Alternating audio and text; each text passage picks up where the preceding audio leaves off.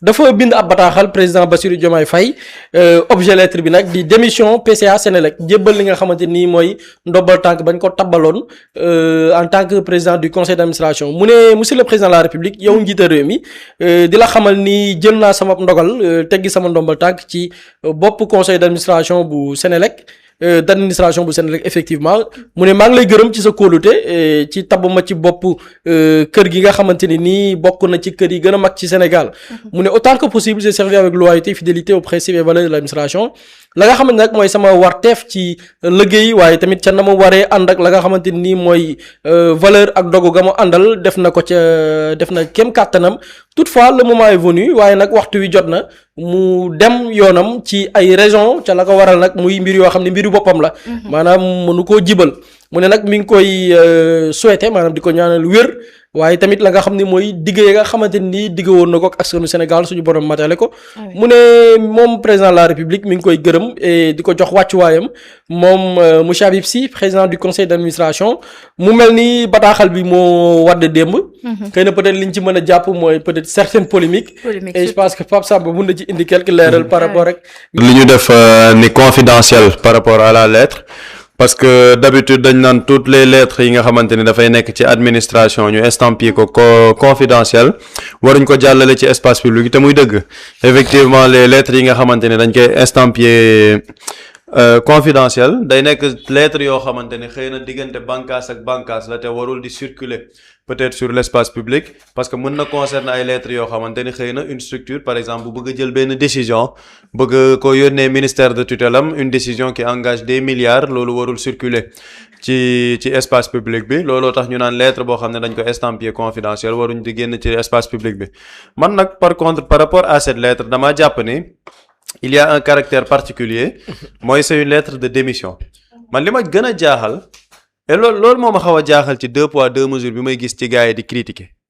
dañu ne lettre boo xamante ni c'est estampillé confidentiel warul génn nangam sangam warul médias yi koy traité sax lii du yoon ma ne ok ça c'est une lettre de démission qui n'engage aucun franc des Sénégalais qui n'engage aucune décision ci société boobu wala qui engage État du Sénégal par contre il y a une lettre confidentielle boo xamante ni Jean-Michel Sène yónnee na ko ministère des finances lettre boo xamante ni day jëm ci projet ASER bi mu soxla dara ci ministère de finance am lettre boobu pourtant fuité na c'est une lettre estampillée confidentielle ñiy wax tey ji affaire administration mais c'est les mêmes personnes ñoo jël élément yooyu noonu def ko ci seeni une journaux yépp ne xoolal Jean-Michel Sène li mu waxoon ci dossier bii nii xoolal lii fu mu toll nangam sangam nekkate lay amul mais pourquoi ces personnes-là ne s'étaient pas arrêtées pour dire que non lii lettre confidentielle la warul génn xam nga moo tax gis nga Sénégal am na ñu bari ñoo xam ne information c'est en fonction de nan la leen di arranger nañ lañ koy jëlee man nee naa gis nga lettre administration effectivement quand c'est estampillé confidentiel xëy na warul génn ci public mais bi cas bi ci particulier mooy lii lettre de démission la man gisuma man xëy na gars yi dinañ ma rectifier gisuma man lettre de démission boo xamante ni c'est la personne moom moo ko bind yónnee ko jël lettre bi moom c'est personnel mu publier ni dafa annoncer démission am honnêtement gisuma scandale bi man parfois au Sénégal je vois des scandales je ne vois pas le scandale il est où non sérieusement man damay toog yenn saa Sénégal gis gars yi di scandale nga ni bon ñii lan la ñuy coow nga dugg ci affaire doyen Habib su nga ni bon c'est sa lettre de démission moom moo jur coow et pourtant li jar a coow romb na te personne waxu ci personne n'en a parlé et par rapport à ça man gis naa sax le doyen Habib Sy am na benn publication bu mu ci def di ko expliquer parce que ci biir publication mu ne beaucoup d'ignorants au sujet de la publication d'un document administratif estampillé confidentiel mu ne la lettre confidentielle d'un agent démissionnaire appartient à l'auteur. Il ne saurait être muselé par la confidentialité dont l'objet principal est d'éviter la circulation en interne sans autorisation. Il a la latitude de publier la lettre, d'autant plus que son destinataire l'a reçue. Prudence quand on a la prétention d'apprécier la rédaction d'un cadre avec 40 ans de service administratif. Maintenant gis naa ñu bëri naan ko waaw léegi boo defee 40 ans ci service administratif loolu ñun xawma la nag ma ne ok soit c'est bien. Mais man damaa jàpp comme ni mu ko waxee la lettre de démission d'abord la lettre elle est personnelle yónnee na ko ki mu koy yónnee c'était comme si tey jii man li tax ma ne scandale bi lan je comprends pas le scandale mooy Habib Sy li mu bind ci lettre bi mais il aurait pu bind ko exactement de la même manière ci page Facebook am loo xamante ne du lettre mu bind ko exactement de la même manière est-ce que di nga gis kenn coow ci parce que man quand la lettre elle est estampillée confidentielle fii ci coow nekk mooy le contenu de la lettre c'est quoi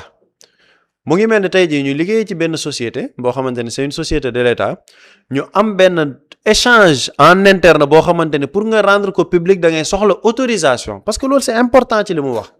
lettre confidentielle en interne mënoo ko publier publiquement parce qu'il faut nga soxla autorisation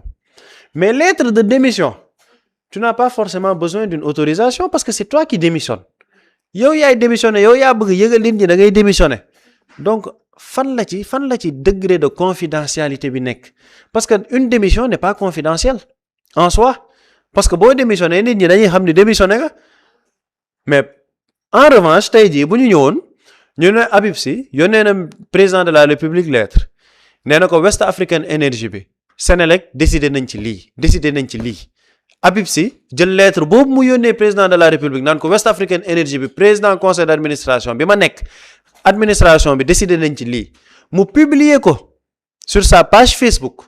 ne lii nga xamante ne décidé nañ ko yónnee naa ko président dama koy yëgal sénégalais yëpp foofu effectivement y a une faute administrative parce que da ngaa nekk di divulguer ay informations yoo xamante ce sont des informations internes à la boîte interne à l'administration sénégalaise mais le doyen Habib Sy qui démissionne loolu ce n'est pas une information interne c'est une information publique te li tax nag gars yi bëgg détourner le débat bi xam nga fan la nekkee le doyen Habib Sy c'était un candidat boo xamante ni Ousmane Sonko bokkoon na ci ña nga xamante ni dañoo jàllale seen candidature il a bénéficié du parrainage parlementaire ba mu nekkee candidat Ousmane Sonko tànn moom dafa génnee boppam ñoom ñëpp ñu tënku ne dañuy jàppale Bassirou Diomaye Faye au bout de 2 ans comme président du conseil d'administration il a démissionné parce que dafa ne ce sont des convenances personnelles te convenances personnelles yëpp bu ko waxee bu ko waxul ñëpp xam nañ lan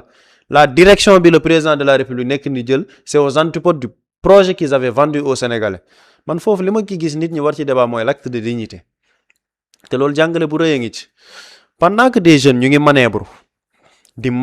matin et soir di ut décret te ci loo xamante ni projet bu defaroo Sénégalais yépp la defaroon ñoom ñoo ciy gën a fekkee sax ay ñoom doyen Habib Sy ak doyen Alla Kane yàlla na leen yàlla may gudd fan ak wér-gu-yaram pendant que ces jeunes ñu ngi manœuvre il y a des vieux wala des anciens yoo xamante ne ñoom ils tiennent toujours au respect de la parole donnée ils tiennent toujours aux valeurs de dignité aux valeurs de yi nga xamante ne moom mooy valeurs yi ñuy yàgg bëgg jaay Sénégalais yi ci politique yooyu la nit ñi war a débattre parce que président conseil d'administration Sénégal ñiy manœuvre nii am na ñu bëri buñ ko amoon duñ ko bàyyi de xalaatuñ kaa bàyyi mais c'est parce que c'est une